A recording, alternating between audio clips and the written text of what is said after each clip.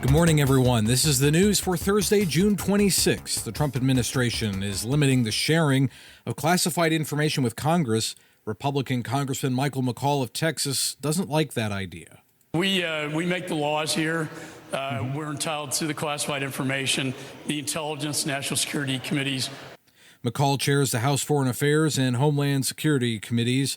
The move comes on the heels of a leaked U.S. intel analysis claiming that Iran's nuclear program was only set back by months, not years. The U.S. Senate is set to be briefed on the strikes on Iran today, and the House will be briefed tomorrow.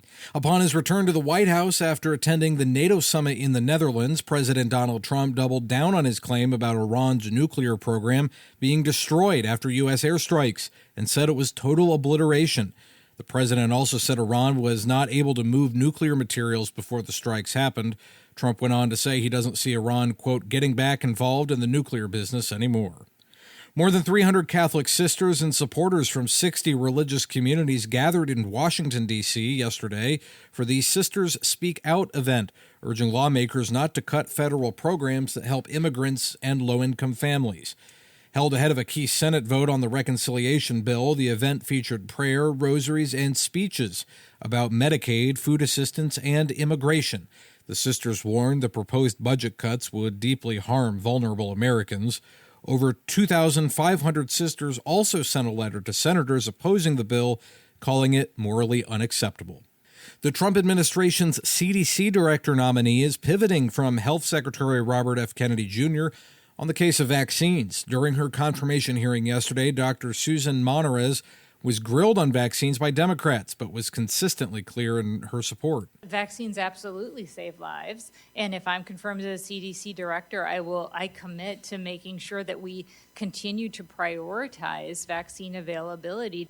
Monarez added that she has seen no studies that link vaccines to autism. Kennedy has expressed some skepticism in the past about the efficacy of vaccines. And the site of the worst commercial nuclear accident in U.S. history will be roaring back to life soon.